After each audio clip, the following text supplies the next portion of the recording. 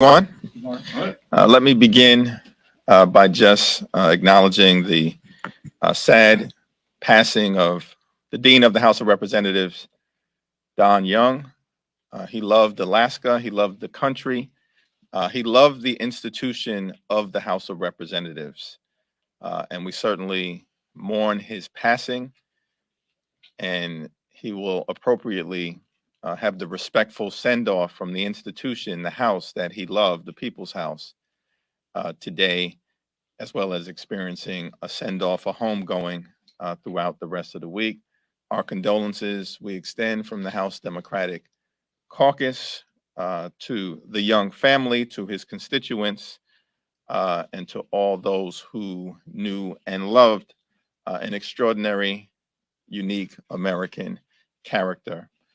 And someone who served his constituents with passion and with vigorousness.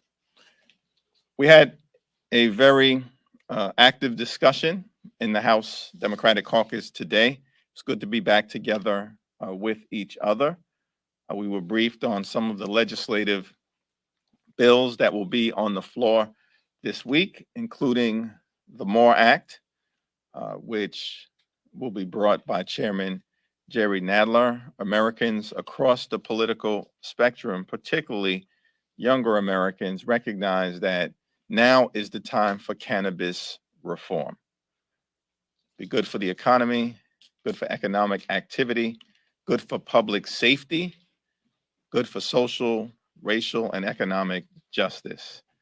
And hopefully we'll continue to see some Republican support for cannabis reform, perhaps in the form of voting yes for the MORE Act, and then we'll see what happens in the United States Senate. We also hope, and we'll get some further clarity from the Speaker, of course, and the Majority Leader, but we hope that at some point, Senate will send us legislation giving us the ability to set in motion a conference on the America Competes Act. We clearly need to address the supply chain issues that are confronting the American people in the context of this pandemic that we are still working through, and to make sure that America can continue to lead the global economy as we move forward throughout the balance, not just of this decade, but of this century. And we want to bring manufacturing jobs back home. We want to make chips here at home. And the House has a plan to do that. We look forward to working out the details with the United States Senate. Lastly, Representative Angie Craig, as part of our agenda to continue to lower costs for everyday Americans, is going to bring forward the Affordable Insulin Now Act, which will make sure that no American pays more than $35 a month for life-sustaining and life-saving insulin. We know that more than 100 million Americans are either diabetic or pre-diabetic. Many rely on insulin, but far too many Americans cannot afford it, paying thousands of dollars a year for a drug that has been around for approximately a century. That makes no sense. And we're going to do something about it this week, and hopefully our Republican colleagues will join us. We're committed to continuing to make life better for everyday Americans, to get stuff done for everyday Americans, to help everyday Americans. Hopefully, our Republican colleagues will join us. I now yield to Vice Chair Pete Aguilar. Thank you, Mr. Chairman. We are excited about the agenda that the chairman outlined, especially that life-saving bill. But last week, we also saw why Judge Ketanji Brown Jackson was eminently qualified to sit on the Supreme Court. During these hearings, we also saw the real Republican agenda on full display, no longer pretending to care about the economy or inflation, but talking about continued nonsense. Fixated on overturning Roe v. Wade and relitigating a ban on a fight for marriage equality, they even came up with a new list of books to ban. One Republican senator suggested that he would even support reinstating a prohibition on interracial marriage, which I have to say would create a lot of paperwork for my wife and I. Despite all the rhetoric from our House Republican friends down in Florida, this is what the Republican Party is at its core. They want to police what you read, how you live, and who you love. The American people have rejected their agenda in the past, and I'm confident that they'll do it again. House Democrats believe that there's much more that unites us than divides us, and the American people can celebrate our differences as one nation under God. We support the idea that everyone deserves a fair shot in our economy and that we need a fairer tax code that rewards hardworking people. Republicans believe in a tax code where billionaires pay less in taxes than a teacher or firefighter, and we think that that's just wrong. While House Republicans complain about insurrectionists getting banned on social media, House Democrats will continue to focus on the issues that matter most to working families, like a fair tax code, capping the cost of insulin, and decriminalizing marijuana. With that, we'll take some questions. Thank you. Congressman, there's been a wide range of views expressed about how to react to the recent revelation about Justice Clarence Thomas. Some people calling for recusal, investigation, resignation, censure, impeachment. I wonder if this came up at the caucus meeting at all and where leadership stands on that. Well, the January 6th Select Committee is doing tremendous work as it relates to the preservation of our democracy, uncovering the truth of what happened on January 6th, and making sure that it can be presented to the American people in the fullest possible way. I'll yield to Vice Chair Aguilar for further clarity on that. But it is deeply troubling that the wife of a Supreme Court justice appears to have been intimately involved in peddling the big lie, perhaps fanning the flames of the insurrection, and being involved in issues that clearly fall before the jurisdiction of a member of the United States Supreme Court. So this is a serious issue that needs to be explored. It is my hope that it'll be explored by the Judiciary Committee in terms of its areas of jurisdiction related to ethical conduct by Supreme Court justices, because no one is above the law. We have three separate and co-equal branches of government, and we need to look at the dynamics that were revealed by the communications between Mrs. Thomas and former White House Chief of Staff Mark Meadows. The chairman mentioned that the Judiciary Committee may have continued conversations about this, and we will allow that to move forward, clearly and support those efforts. Specific to January 6th, I think it's important, and I know people want to talk about this yesterday, but the Carter ruling in California really does, from my perspective and the committee's perspective, crystallize what's at stake. And we know that there is news, that this is a newsworthy individual, but the specific ruling was just striking. And I'll quote it. If Dr. Eastman and President Trump's plan had worked, it would have permanently ended the peaceful transfer of power, undermining American democracy and the Constitution. If the country does not commit to investigating and pursuing accountability for those responsible, the court fears January 6th will repeat itself. That's what's at stake. That's why we're following House Resolution 503, to follow the facts, to chase down every possible lead.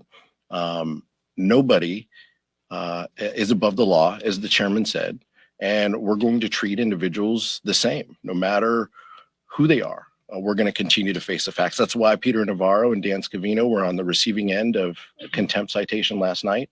And that's why we're going to continue to press forward and seek the truth and find the facts. That's exactly what House Resolution 503, that's what the committee is lockstep behind. If there is more to announce, the chairman will announce it. But at this point, we're focused on just continuing down the road that we have gone. Can I follow up on that? Can I follow up on that while you're up there? Yeah, Gary, go ahead. I mean, there's been a ton of news out of this committee. Obviously, everybody's got kind of the clock in their heads, both of the stuff that chairman said publicly about wanting to move to different phases, and obviously the midterms. Overall, where is this investigation right now? We're still in the investigative phase. We're still gathering evidence. We're still chasing leads. We're still asking for interviews of witnesses who know things about the president, the former president's activities, about some of the planning that went into January 6th. Each line of inquiry is making progress in that regard. And so that's where we are at. The chairman will announce when our hearing schedule is. But in the meantime, we're doing multiple interviews per week, and the committee knows exactly where we're going, and we're continuing down that road. There's no daylight between where we are and the strategy that we're implementing, and we're going to continue to focus down this road. Mr. Vice Chair, with respect to some of the evidence that the committee does have in these White House call logs and this gap in time, what do you think the former president was doing during this time period, during these 7 hours and 37 minutes? Well, quite a few gaps, both within, has been reported within the schedule. And as you saw Vice Chair Cheney talk about in the past 187 minutes, when there was no activity.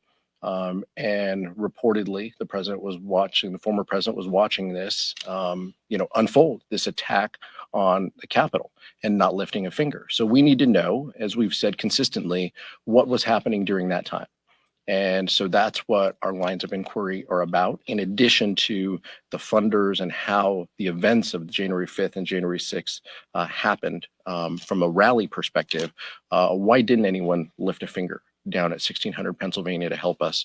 But those are the questions that we have. And clearly the timeline that we've had from NARA for some time, clearly that's been a part of our discussions with other witnesses who we have inquired about that specific time block, those two time blocks, the one that you're talking about, the gap in the diary, and then the second, the lack of any activity at all, or movement by the former president. So those are things that we are getting to the bottom of. Do you think the former president was using a burner phone? I'm not going to speculate on what was happening, but we know he was communicating, right? We know that from open source, public reporting. Leader McCarthy indicated he had a phone call that doesn't show up on those logs. Clearly, there's a lot that's missing that deserves the truth, and we would hope that anybody who has information would come forward. Clearly, some of our colleagues on the other side of the aisle have been less than forthcoming, and that's unfortunate, given especially what the judge ruled. It seems that type of behavior only enables the possibility that this could happen again. Hold on. I know we haven't been together in a while, but let's restore a little order to the questioning. Thank you. And either one of you can field this here, but continuing on the 1-6 committee questions, we heard from many of the members last night saying, we wish that the Justice Department would do its job. Is that an implication that the committee is disappointed that they have not prosecuted Mark Meadows based on the contempt citation passed here last December? And is this an effort to pressure DOJ to advance that, particularly as the Scavino and the Navarro contempt resolutions go to DOJ?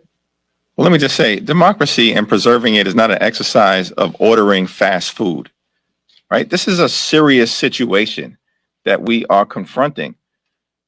The former president of the United States incited a violent insurrection and attack on the Capitol. The mob was there to assassinate Speaker Pelosi, hang Mike Pence, and hunt down members of Congress. They urinated, defecated, and desecrated the Capitol grounds. 140 officers were seriously injured. Some lost their lives. It appears that the conspiracy to perpetrate the big lie not only goes all the way to the top, but could involve people in high levels of government. And the approach that the January 6th committee has taken has been to follow the facts, apply the law, and be guided by the Constitution, not operate under false deadlines and time frames that would render their work incomplete. The Justice Department also has a similar responsibility to take this seriously, because this was an attempted coup to halt the peaceful transfer of power, to deprive the American people of the ability to choose who should be the president of the United States of America. Because the cult shouldn't be the ones to determine that, or the twice impeached, disgraced former president. So I don't think there's impatience that I have sensed from within the House Democratic Caucus as it relates to activity from anyone involved, because every time the January 6th committee pulls out a different thread, more is exposed. And at the end of the day, we're looking forward to a full and complete picture without fear or favor of what actually happened on January 6th, why it happened, and how do we prevent it from ever happening again. Pete. Just briefly, I agree with what the chairman said. I think we all want to make sure that we're committed to democracy and that we're committed to the accountability that Judge Carter talked about in his ruling. We know that this Department of Justice feels that way. We know that they have acted on that with the Steve Bannon contempt citation. We hope that they act on it with the Meadows citation and with others that could follow. Our job, our responsibility is to make sure that contempt report has as much information as possible so they can do what they need to do. So the House can vote on official contempt, and then the Department of Justice can do what we hope would be, guided by the facts, guided by the law, and guided by the continued support of democracy. And so we need to make sure that's on us to make sure that report and that contempt report is good enough to meet that standard. We feel that we have done that. We're going to continue to make sure that those documents are solid to give them the ability to make that next step. The DOJ must not be very impressed with the Meadows citation if they've sat on it since the middle of December and they moved in a couple of days on Steve. Sure. Yeah. And look, and that's a question for them. All I would tell you is yeah, we did. We still feel strongly, Chad. And what I'll tell you is, with Bannon, it was very clear he didn't show up. He didn't acknowledge us. He didn't do anything and lift a finger to engage. With Meadows, he did engage, right? He gave us thousands of texts. Thank you, Mark Meadows and his attorney. We think that there, is other information that he has, that he's published in his book that is relevant to the committee's work product. And we wanted him to come in. And he was planning to do that until President Trump put out statements and then pulled him back a bit. And so, but it is different. Each of these will be different. And so that's what I would tell you. And so the Department of Justice has to exercise their own ability, their own guidance and metric. But our job is to make sure that those reports are solid, that the House votes on, that the Department of Justice can act on. To follow up on Andrew's question from earlier, I mean, do you think that Justice Clarence Thomas should at least recuse himself from January 6th related cases?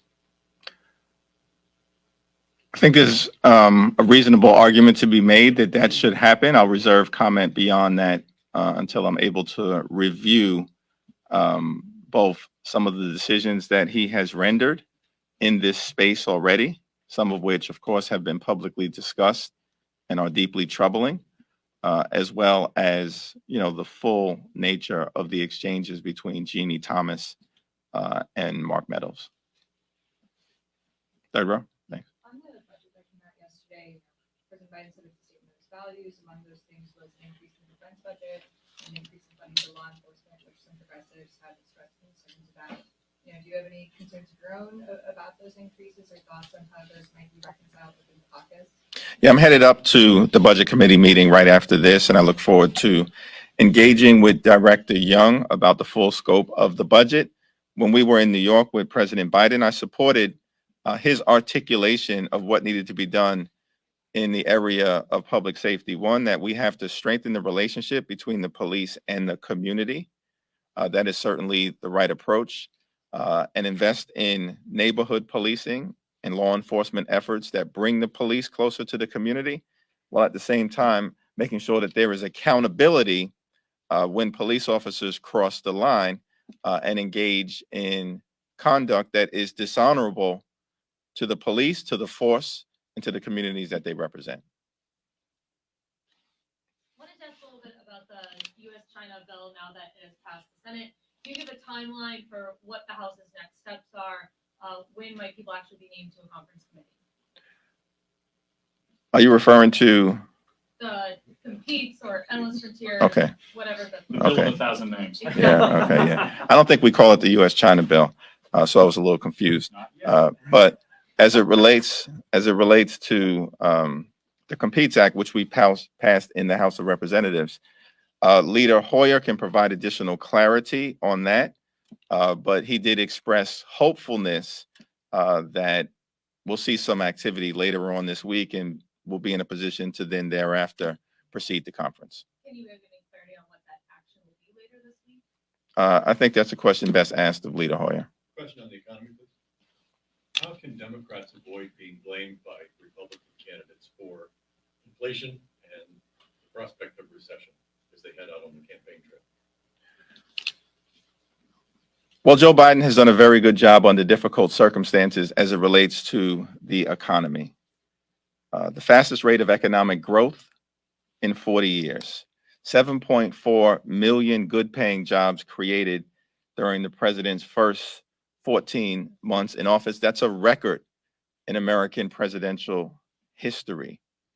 Unemployment went from 6.4 or so percent down to 3.8% during President Biden's first year in office in record time. Wages are up, and all of that was accomplished while reducing the deficit by more than $350 billion. Republicans lie about the economy, lie about President Biden's record, are lying about the causes of gas prices. They'd rather sort of elevate the pro-Putin wing of the House Republican Conference than blame Vladimir Putin for the price increases that we are seeing at the pump. This is who House Republicans have become, and they have no plan to deal with inflation and to lower costs for everyday Americans. We do. We're going to lower the cost of insulin by moving on legislation this week, lower the high price of life-saving prescription drugs. We're going to lower child care costs, home care costs. We have a plan to lower education costs. All of that is reflected in President Biden's budget. And so we believe that when the full story of this economy, free of Republican distortion, is told, that we will be in a strong position over the next several months when we engage. Republicans don't legislate. They articulate talking points. Did a single legislative idea come out of the so-called retreat that took place, that the cult held down in Florida last week? Did a single legislative idea come out? The answer would be no. Did they denounce the pro-Putin caucus? Did they denounce the pro-insurrection caucus? Did they denounce the pro-hate caucus down at the so-called Republican retreat? The answer would be no.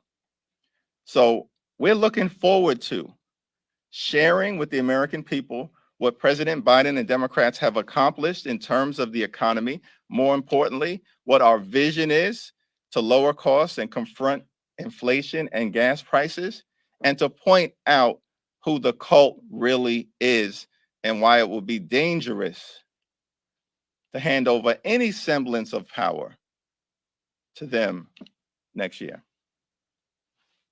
Actually, you haven't spoken.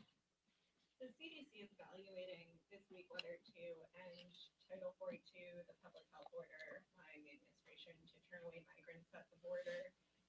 Given the easing of coronavirus restrictions elsewhere in the country, should the Biden administration end this policy? Well, one of the champions of immigration reform within the caucus is Vice Chair Aguilar, so let me yield to him. I think it's important that whatever steps we do, we have plans to deal with the potential eventualities of what those plans could yield. And so clearly we need to work with the administration to make sure if they do eliminate Title 42, that they have a plan to address it, both from a public health perspective as well as from the perspective of Customs and Border Patrol, and making sure that we can process individuals. And this administration has led with the perspective, rightfully so, that individuals fleeing have an opportunity to present their case for asylum. And that doesn't always mean with immigration judges. It means in a mindful and thoughtful way. And so that's what they have been doing. When we support those efforts, we support them reforming the process and making sure that individuals receive a decision and justice based on their own individual circumstances. But that has to start with a plan to execute the idea, to execute the policy, and to deal with the outcomes of that policy change. And so we support them moving forward, and we hope that Congress is a part of that, both from a financial and fiscal perspective, as well as a humanity perspective. And so that's what we look forward to hearing. Last question. My understanding is you're meeting with the New York City mayor, you and other members from New York City this evening. I'm curious, my understanding part of the conversation is kind of about the COVID relief package and supplemental. Do you have any sense of what the implication would be back home or in other parts of the state if that is not acted upon? What are its chances at this point? You have a better understanding of my schedule than I do, because I was unaware of that meeting, though it's quite possible. I live from hour to hour in this place, and we do. I speak with the administration quite frequently, talked to the mayor's chief of staff a day or so ago. And, I'm confident that we're going to do what is necessary to ensure that the COVID relief that we have consistently provided out of Washington since the CARES Act through the American Rescue Plan will continue until we crush this virus.